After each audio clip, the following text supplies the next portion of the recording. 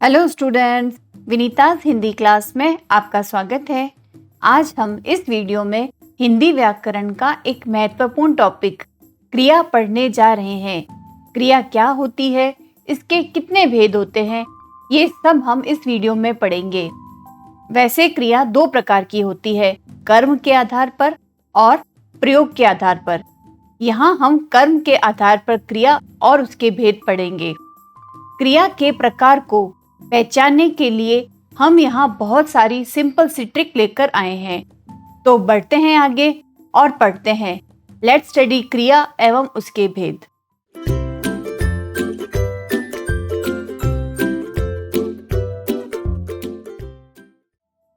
क्रिया की सबसे पहले हम परिभाषा पढ़ेंगे। क्रिया क्या होती है? वे शब्द जो किसी भी कार्य के होने या करने अथवा किसी व्यक्ति या वस्तु की स्थिति का बोध कराए, उसकी स्थिति के बारे में हमें बताए, उसे क्रिया कहते हैं। क्रिया एक विकारी शब्द है जिसके रूप लिंग, वचन और पुरुष के अनुसार बदल जाते हैं। जैसे एक वाक्य है, रवि पुस्तक पढ़ रहा है, तो यहाँ पर यदि इसका लिंग बदल दिया जाए, रवि की जगह राधा कर दिया जाए, तो पढ़ रहा है की जगह हो जाएगा पढ़ रही है। इस वाक्य में रानी गाना गा रही है, इसकी जगह यदि ऐसा हो जाए कि हम गाना गा रहे हैं, तो क्रिया शब्द में वचन के आधार पर परिवर्तन हो जाएगा। इन वाक्यों में शब्द पढ़ और गा मूल शब्द है जिन्हें धातु कहते हैं, और इनके क्रिया रूप क्या है? ना जोड़कर पढ़ना, गाना, गाना। इसमें हम पीछे ना प्रत्यय लगाकर क्रिया रूप बना देते हैं। अब क्रिया की एक अन्य महत्वपूर्ण बात यह है कि क्रिया का सामान्य रूप अक्सर ना अंत वाला होता है, जैसे खाना, सुनना, पढ़ना, लिखना, उठना, बैठना। इनमें मूल शब्द तो है खा, सुन, पढ़, लिख, उठ और बैठ। इसमें पीछे ना लगाकर क्रिया का सामान्य रूप ना अंत वाला हो जाता है, परंतु ऐसा अक्सर हो जरूरी नहीं है। यदि किसी काम या व्यापार का बोध न हो तो ना अंत वाले शब्द क्रिया नहीं होंगे। ऐसा नहीं कि कोई भी शब्द जिसमें ना है आप सोच लो यह तो क्रिया शब्द है। जैसे सोना महंगा है, तो यहाँ पर सोना शब्द में पीछे ना है, परंतु यह एक संज्ञा शब्द है। उसी प्रकार वह व्यक्ति एक आंख से काना है, यहाँ पर यह एक विशेषण है। और उसका दाना बड़ा ही पुष्ट है, तो यहाँ दाना में भी पीछे ना शब्द आ रहा है और यह संज्ञा शब्द है। एक अन्य और महत्वपूर्ण बात क्रिया की यह है कि कई बार क्रिया का जो साधारण रूप है वह क्रियार्थक संज्ञा का काम करता है। होते तो वे क्रिया शब्द है, परंतु कुछ कुछ वाक्यों में वे संज्ञा शब्द समान प्रतीत होते हैं। जैसे वाक्य है, सुबह का घूमना स्वास्थ्य के लिए अच्छा होता है, तैरना और चलना सबसे अच्छे व्यायाम है, या माता से बच्चों का रोना देखा नहीं जाता, मजदूरों का जीना भी कोई जीना है।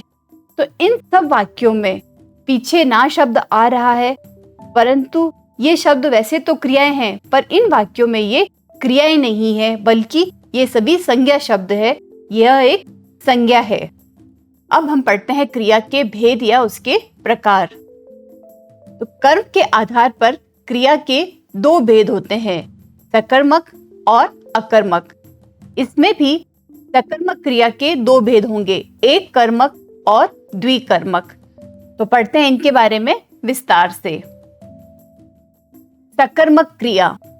सकर्मक का अर्थ होता है कर्म के साथ। तो जिस क्रिया का प्रभाव या फल कर्म पर पड़े तो वहां पर सकर्मक क्रिया होगी। जैसे बच्चा दूध पी रहा है या राधा किताब पढ़ रही है। इन वाक्यों में दूध और किताब कर्म है। किसी भी वाक्य में तीन चीजें ही मुख्य होती है, कर्ता, कर्म और क्रिया।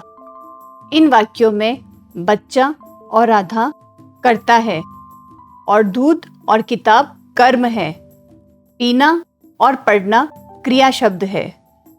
तो क्रिया का प्रभाव कर्म पर पड़े तो वहां सकर्मक क्रिया होती है। अब सकर्मक क्रिया को पहचानने की एक छोटी सी ट्रिक और है। यदि कर्ता के द्वारा वाक्य की क्रिया से प्रश्न किया जाए, 3 प्रश्न होते हैं, क्या, किसे और किसको। ये प्रश्न किया जाए और कुछ उत्तर मिल जाए तो वाक्य में सकर्मक क्रिया होगी। जैसे यहाँ पर कर्ता के द्वारा पूछा जाए कि बच्चा क्या पी रहा है, तो बच्चा दूध पी रहा है। राधा क्या पढ़ रही है, राधा किताब पढ़ रही है। उत्तर मिल रहा है तो यहाँ पर सकर्मक क्रिया होगी। इसे पहचानने की एक अन्य ट्रिक और है कि यदि वाक्य में किसी की कमी या नाश हो रहा हो या कोई स्थिति में परिवर्तन हो रहा हो तो वहां पर भी सकर्मक क्रिया होती है। जैसे मोहन ने रोटी खाई, अब यहाँ पर रोटी की कमी हो रही है या ऐसे कह दे कि रोटी का नाश हो रहा है। या छात्र फुटबॉल खेल रहे हैं तो फुटबॉल की स्थिति में भी परिवर्तन आ रहा है। तो जहाँ किसी की कमी नाश हो या उसकी स्थिति में परिवर्तन हो तो वहां सकर्मक क्रिया होती है। तो सकर्मक क्रिया को पहचानने की ये 2 ट्रिक है। इससे हम आगे अन्य उदाहरण और समझकर क्लियर कर लेते हैं।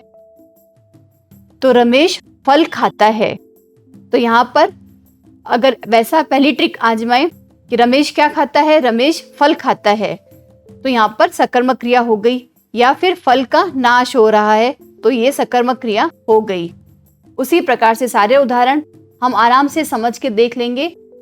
सुदर्शन गाड़ी चलाता है तो गाड़ी की स्थिति में परिवर्तन आ गया तो ये सकर्मक क्रिया है। रमा सब्जी बनाती है, या सरकार गरीबों की मदद करती है। बच्चे ने गेंद फेंकी, मुझे पुस्तक दो। यहाँ पर सकर्मक क्रिया की दोनों ट्रिक आप लगा के देखें, आसानी से आपको समझ आ जाएगी। बच्चों ने क्या फेंकी, बच्चों ने गेंद फेंकी। या सरकार ने गरीबों की क्या की, मदद की। वक्ता ने किसको संबोधित किया, वक्ता ने लोगों को संबोधित किया। तो ये दोनों ट्रिक आजमाकर आप सकर्मक क्रिया को आसानी से पहचान पाएंगे। अब पढ़ते हैं सकर्मक क्रिया के भेद। सकर्मक क्रिया के 2 भेद होते हैं, एक कर्मक और द्विकर्मक। एक कर्मक, जिन सकर्मक क्रियाओं में एक ही कर्म हो उसे एक कर्मक क्रिया कहते हैं। जैसे पिताजी पत्र लिखते हैं या माली माला गूंथ रहा है। अब इन वाक्यों में पिताजी द्वारा एक ही कर्म का पता चल रहा है कि पिताजी पत्र लिख रहे हैं और माली का भी माली माला गूंथ रहा है। एक कर्म पता पड़े तो वहां पर एक कर्मक क्रिया कहलाती है। अब इसको पहचानने की ट्रिक यह है कि यदि कर्ता के द्वारा वाक्य की क्रिया से क्या, किसे, किसको प्रश्न किया जाए और यदि केवल एक ही उत्तर मिले तो वाक्य में एक कर्मक क्रिया होती है। अब एक कर्मक क्रिया के अन्य उदाहरण देखते हैं। उसने बिल्ली को पकड़ा, तो उसने किसे पकड़ा, उसने बिल्ली को पकड़ा। वह बिल्डिंग बना रहा है, तो यहाँ पर वह क्या बना रहा है, वह बिल्डिंग बना रहा है। एक ही कर्म के बारे में हमें जानकारी मिल रही है तो यहाँ पर एक कर्मक क्रिया होगी। लड़के ने किताब पढ़ी, सिया ने मिठाई बनाई। वह फिल्म देख रहा है, उसने टीवी बंद की और वह गाड़ी चला रहा है। तो इन सब में एक कर्मक क्रिया स्पष्ट रूप से दिखाई दे रही है। अब बढ़ते हैं आगे द्विकर्मक क्रिया। जिन सकर्मक क्रियाओं में 2 कर्म होते हैं वहां द्विकर्मक क्रिया कहलाती है। इन 2 कर्मों में प्रथम कर्म प्राणीवाचक या सजीव होता है और द्वितीय कर्म अप्राणीवाचक या निर्जीव होता है। प्राणीवाचक कर्म गौण कर्म तथा अप्राणीवाचक कर्म प्राय मुख्य कर्म होता है। जो निर्जीव होता है वह मेन होता है। उदाहरण देखें तो माला ने राधा को पुस्तक दी, तो यहाँ पर जो राधा है वह प्राणीवाचक है, सजीव है, परंतु वह गौण है। और जो पुस्तक है वह निर्जीव है, अप्राणीवाचक है, परंतु वह मुख्य कर्म है। इसको पहचानने की ट्रिक यह है कि यदि कर्ता के द्वारा वाक्य की क्रिया से क्या, किसे, किसको प्रश्न किया जाए, ये 3 प्रश्न ही किए जाने चाहिए। ऐसा नहीं आप कौन, ये, वो प्रश्न ले आए। क्या, किसे, किसको प्रश्न किया जाए और यदि दो उत्तर मिले, वे ध्यान दें, दो उत्तर मिले तो वाक्य में द्विकर्मक क्रिया होती है। अब जैसे माला ने क्या दिया, तो माला ने पुस्तक दी, और माला ने पुस्तक किसको दिया? राधा को दिया। तो यहाँ पर दो वाक्यों का या दो प्रश्नों का हमें उत्तर मिल रहा है, तो यहाँ पर द्विकर्मक क्रिया होगी। द्विकर्मक क्रिया को पहचानने की एक अन्य ट्रिक और है जो भी कई बार काम आती है कि यदि वाक्य में ने तथा को दोनों एक साथ आए तो वाक्य में द्विकर्मक क्रिया होती है। यदि वाक्य में दोनों कारक चिन्ह ने और को एक साथ आ जाए तो वहां पर द्विकर्मक क्रिया अक्सर होती है। वाक्य है नेहा ने सुरेश को पेन दिया, तो यहाँ पर ने और को दोनों एक साथ आ गए तो यहाँ पर द्विकर्मक क्रिया हो गई। उसी प्रकार राम ने किशोर को मुक्का मारा, वीरू ने जय को 50 रुपए दिए, राजा ने ब्राह्मण को दान दिया। तो इन सभी वाक्यों में ने और को दोनों एक साथ आ गए तो ये द्विकर्मक क्रिया हो गई। परंतु को के बाद में कर्म होना चाहिए। यदि इस वाक्य में ऐसा होता कि राम ने किशोर को मारा तो यहाँ पर एक कर्मक क्रिया होगी, परंतु मुक्का दे रखा है तो यहाँ पर द्विकर्मक क्रिया हो जाएगी। अब पढ़ते हैं इसके अन्य उदाहरण। वाक्य है उन्होंने हमें खुशखबरी दी, तो यहाँ पर इसे हम सिंपल शब्दों में करें तो उन्होंने हमको खुशखबरी दी, तो ने और को दोनों आ जाएंगे तो यहाँ पर द्विकर्मक क्रिया हो जाएगी। शिक्षक ने बच्चों को कहानी सुनाई, ने और को आ गया है। माँ ने उसे खाना परोसा, तो माँ ने उसको खाना परोसा। पिताजी ने मुझे साइकिल दिलाई या उसने मुझे एक पुस्तक दी, तो यहाँ पर मुझे के साथ आप मुझको भी लिखे कर देखें तो द्विकर्मक क्रिया हो जाएगी। पिताजी ने मुझको साइकिल दिलाई और उसने मुझको एक पुस्तक दी। शिक्षक ने छात्रों को गणित का सवाल समझाया और दोस्त ने मुझे या मुझको सप्रेम निमंत्रण भेजा। तो ये सभी द्विकर्मक क्रिया के उदाहरण हैं। अब पढ़ते हैं अकर्मक क्रिया। अकर्मक का अर्थ होता है कर्म रहित क्रिया। जिस वाक्य में क्रिया का प्रभाव कर्ता पर पड़ता हो वे क्रियाएं अकर्मक क्रिया कहलाती है।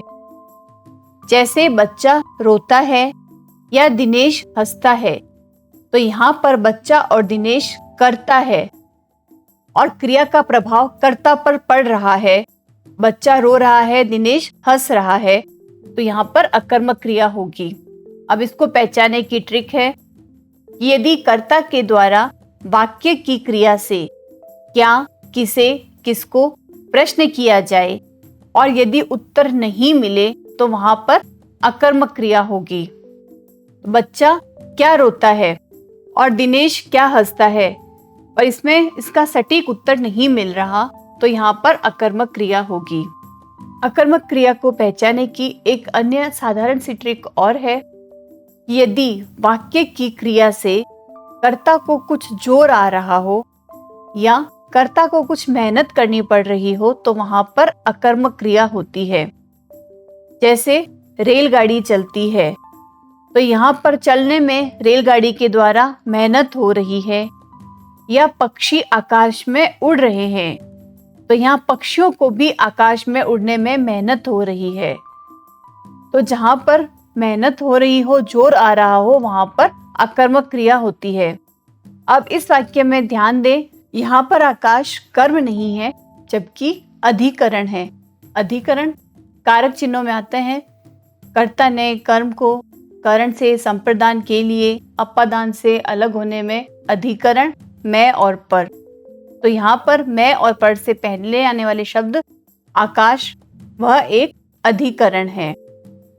अब पढ़ते हैं अकर्मक क्रिया के अन्य उदाहरण। बारिश हो रही है, वह सो चुकी है, कुत्ता भौंक रहा है, चिड़िया चहचहा रही है। इनमें कुत्ते को, चिड़िया को, इन सब को मेहनत करनी पड़ रही है, तो यहाँ पर अकर्मक क्रिया हो रही है। या बारिश हो रही है, वह सो चुकी है, उसको भी सोने में मेहनत लगी है। पेड़ गिर गया है, पृथ्वी कांप रही है, सूर्य अस्त हो गया है।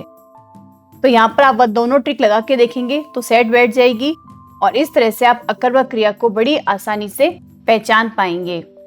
तो स्टूडेंट्स, उम्मीद है इन ट्रिक से आपको क्रिया एकदम अच्छे से समझ आ गई होगी। अगली वीडियो में हम प्रयोग के आधार पर क्रिया को समझेंगे। तब तक हमसे जुड़े रहिए, वीडियोस को लाइक करें, शेयर करें और चैनल लेट्स स्टडी को सब्सक्राइब करना ना भूलें। Thank you and all the best.